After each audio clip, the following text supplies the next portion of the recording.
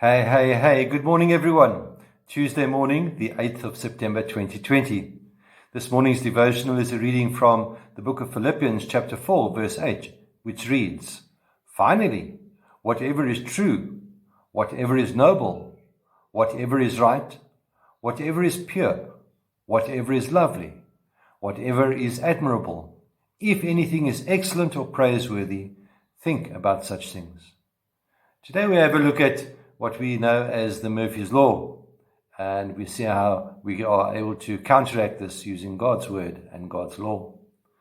It is reported that in 1949, a Captain Edward Murphy, who was an engineer working on a project, became angry because a piece of electrical equipment was not wired correctly. Reprimanding the responsible person, Murphy said, "If anything can go wrong, he will find it." Over time, such thinking became known as Murphy's Law, which basically states, nothing is easy as it looks. Everything takes longer than you may expect. And if anything can go wrong, it will. We all know that. We all use it, don't we? But here's the question, who would enjoy life if they continued living according to that philosophy? Because they always expect the worst to happen. The world may expect Murphy's Law to operate in our lives, but we need to know that as disciples and as children of God, we are able to resist that kind of thinking. Perhaps we need to reword Murphy's Law to read, if anything can go right, it will. Nothing is as difficult as it looks. Everything is more rewarding than it appears. And if anything, if good can happen to anyone, it will. A far more positive spin on the original.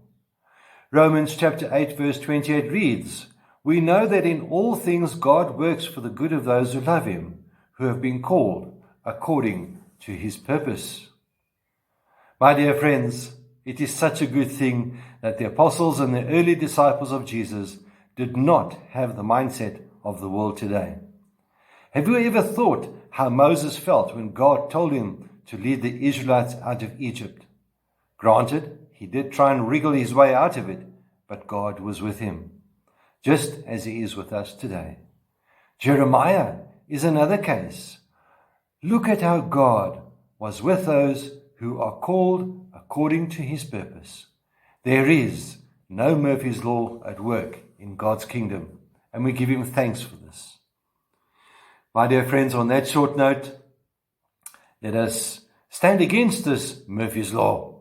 I know I use it sometimes as well, and I need to confess and to be forgiven of that.